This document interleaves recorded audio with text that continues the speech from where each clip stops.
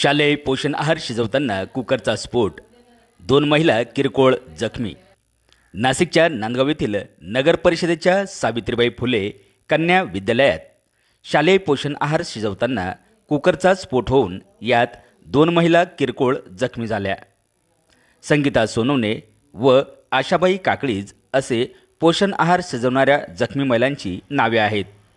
या घटनेची माहिती मिळताच मुख्याध्यापक शहीद अख्तर यांनी जखमींना तातडीने प्राथमिक औषधोपचार केले। गेल्या अनेक वर्षांपासून शालेय पोषण आहार शिजवणाऱ्या महिलांना विमा संरक्षण व वेतनवाढीची मागणी प्रलंबित असून या घटनेने त्यांच्या सुरक्षेचा प्रश्न पुन्हा एकदा ऐरणीवर आला आहे। दरम्यान शालेय पोषण आहार शिजवण्यासाठी वापरात असलेले साहित्य हे जुने व असुरक्षित असल्याची या महिलांची तक्रार असून शासनाने तत्काळ उपाययोजना कराव्यात व नवीन साहित्य उपलब्ध करून द्यावे अशी मागणी आहार शिजवणाऱ्या महिलांनी यावेळी केली आहे।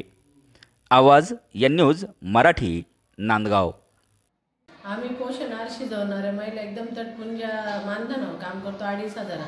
याच्यामध्ये शाळेमध्ये जे असे कुकर फुटणे किंवा काही अपघात होऊ शकतो याच्यामध्ये ना आम्हाला पॉलिसी आहे ना कोणतीही सुरक्षा आहे। तर सरकारने फक्त ही योजना चालू केली आहे, पण ह्या योजनेमध्ये चालू करताना महिलांच्या सुरक्षेची काहीच काळजी घेतलेली नाही। एक तर मग आम्हाला सुरक्षा द्या, नाही तर मग एक तर ही योजनाच बंद करा। आज जर आमच्या जीवाला कमी जास्त झालं असतं तर आमचे कुटुंब उघड्यावर पडलं असं। शासनाने याची दखल घेऊन आम्हाला एक तर पॉलिसी द्यावं, आमचे मानधन बी वाढवून द्यावं की आम्हाला अपघात झाला तर आम्हाला दवाखान्याचा खर्च तरी उचलता आला पाहिजे।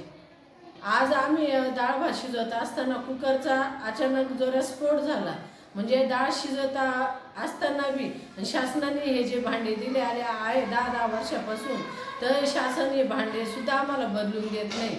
तर मुख्याध्यापक आणून किती आलं किंवा आम्ही एवढ्या 2,500 कोणते भांडे आणणार आहे, बोला ना खाऊ आणणार आहे। शासनाने पहिले हे सर्व भांडे बदलले पाहिजे, 5 वर्षांनी नवीन भांडे दिले पाहिजे।